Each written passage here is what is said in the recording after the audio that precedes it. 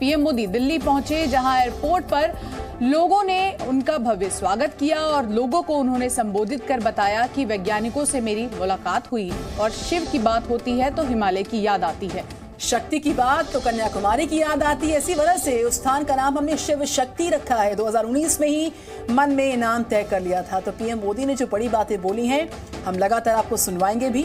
तो शक्ति की बात तो कन्याकुमारी की याद आती है। एयरपोर्ट पर जो पीएम मोदी का संबोधन जारी था और वैज्ञानिकों से अपनी मुलाकात का जिक्र किया। शिव की बात होती है तो हिमालय की याद आती है और शक्ति की बात होती है तो कन्याकुमारी की याद आती है। और बहुत पहले से यानी 2019 से मेरे मन में ये नाम तय था। बिल्कुल। तो आप देखिए कि चंद्रयान 3 की सफलता के बाद अब लगातार पीएम मोदी जो है वो इसरो के वैज्ञानिकों को संबोधित कर रहे हैं, उनको बधाई दे रहे हैं। और इसी के साथ साथ उन्होंने आते ही ये बात कही कि देखिए, जब शक्ति की बात आती है तो कन्याकुमारी की याद आती है, शिव की बात आती है तो हिमालय की याद आती है। और यही कारण है कि साल 2019 में ही मन में शिव शक्ति का नाम हमने तय कर लिया था। आपको बता दें कि चांद पर जहां पर तिरंगा लहराया गया उस जगह को शिव शक्ति का नाम दिया गया है। इसरो पर सुबह पहुंचा था तो चंद्रयान द्वारा जो तस्वीरें ली गई थी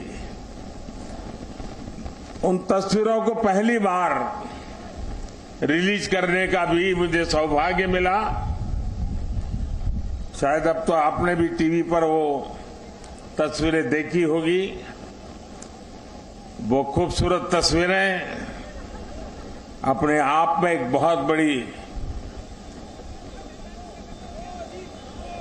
वैज्ञानिक सफलता की एक जीती जागती तस्वीर हमारे सामने प्रस्तुत हुई।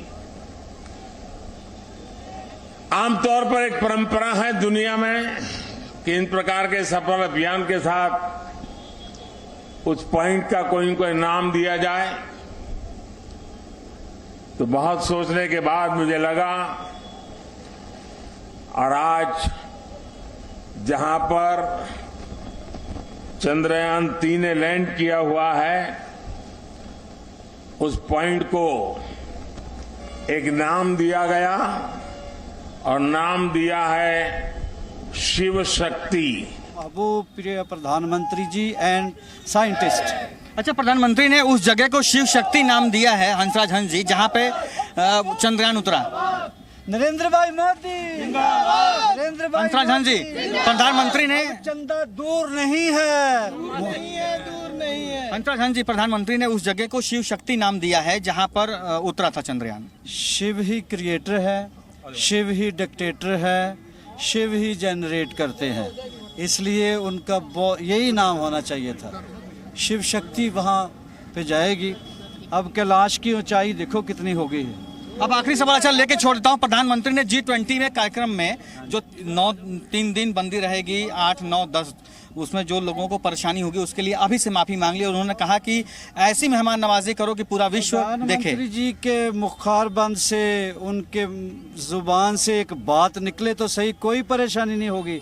भी परेशानी है? नहीं। अतिथि हमारे लिए भगवान है।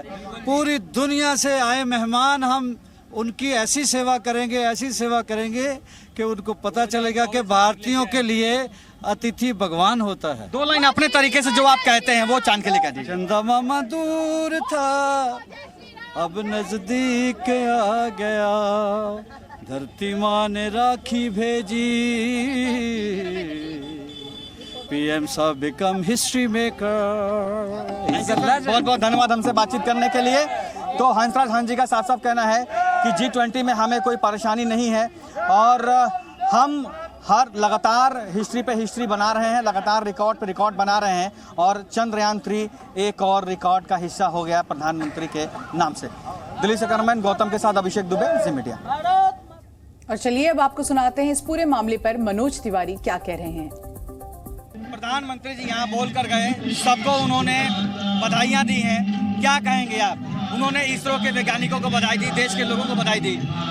आज प्रधानमंत्री जी ने बहुत दिल जीत लिया है और पूरे देश को जो संदेश दिया है उसके लिए हम उनके आभारी। अच्छा, वो चंदा मामा दूर के पुआ पकावे दूर के, अब वो कहे कि चंदा मामा नजदीक हो गए।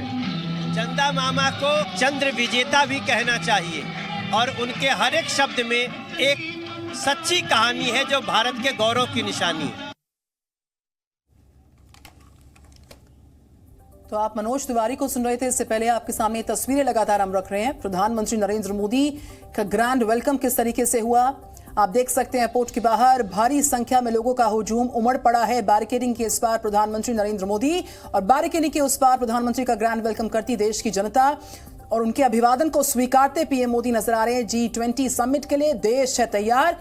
पीएम मोदी ने कहा कि इससे देश की साख बढ़ेगी। Zee News.